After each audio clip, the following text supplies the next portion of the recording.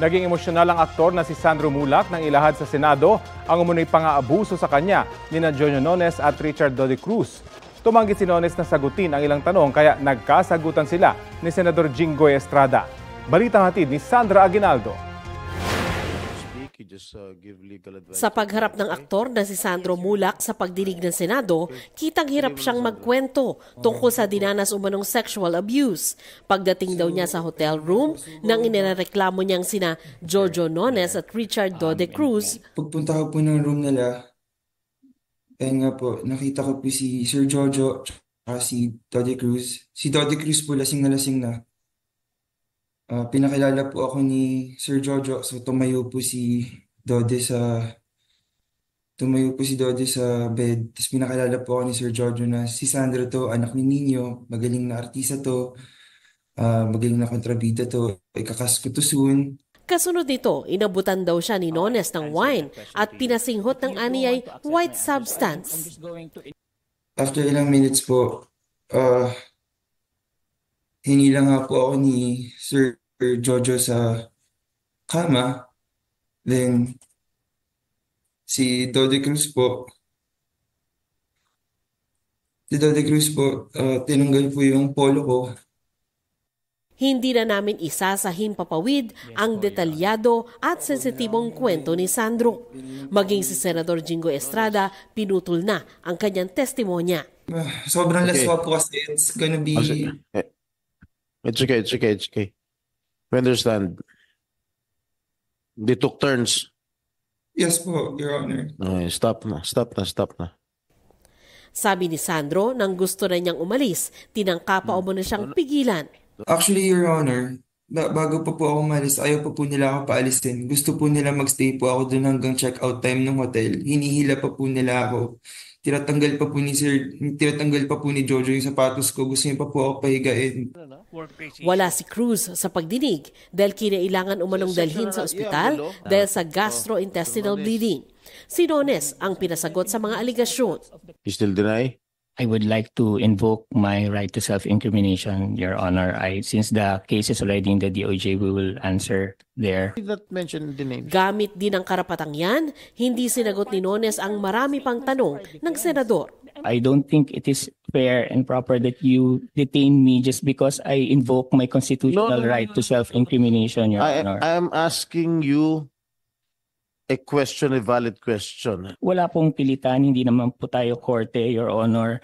And I invoke my right to self-incrimination because I don't want to answer details of the case, Your Honor. This is already part of our defense. But the question that I'm asking you is not an incriminating question. Pero sabi ng ama ni Sandro na si Nino Mulak, umami na umano ang dalawa, kaya siya pumayag na makipagkita sa kanila noon. I don't understand kung bakit biglang all of a sudden iba na yung storya nila. That was the main kaya sila nag-sorry, kaya kami nagkita because they wanted to say sorry because they thought it was okay. They thought it was consensual. Did you apologize? Yes or no? I invoke my right to self-incrimination, No, you answered Your Honor. that. I already answered this question, Your Honor. Get the records. You didn't naman accept my answer, Your Honor. You didn't accept my answer, Your Honor. So, I invoke my right to self-incrimination. This is my constitutional right. Don't argue!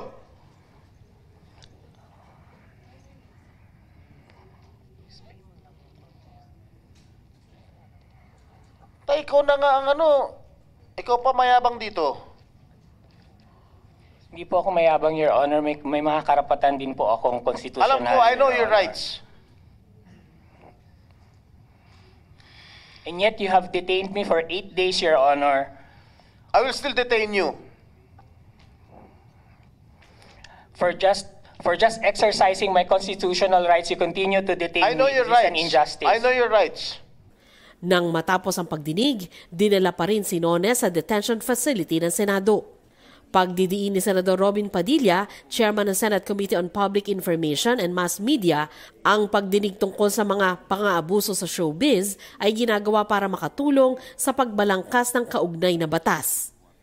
Kami ay walang pinapanigan dito. Kailangan namin makagawa ng batas. At nasa inyo naman po ang pagkakataon na matulungan kami sa mga simpleng tanong. Humarap muli ang singer na si Jared Santos at tinukoy ang aniyay musical director na humalay sa kanya nung siya'y 15 anyos pa lang. Ang nanghalay at umabuso sa akin noong ako po ay 15 years old pa lamang, si Mr. Danny Tan. Nagpasalamat din siya sa GMA Network sa pagsibak nito sa sinasabing humalay sa kanya noon. Isa pong kaluwagan sa akin ngayon na malaman officially na mayroong ginawa ang GMA laban sa taong aking inakusahan 19 years ago.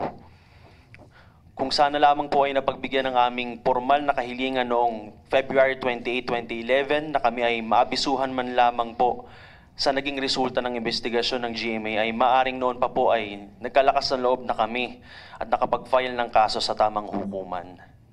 Ganun pa man ay maraming salamat po sa GMA sa pag-aksyon po, sa aksyon po na kanilang ginawa sa complaint na idinulog ko. Sinusubukan pa naming kunin ang panig ni Tan. Pinag-aaralan pa raw ng abogado ni Santos ang pwedeng ikaso lalo't 19 na taon na ang lumipas. Sandra Aguinaldo, nagbabalita para sa GMA Integrated News.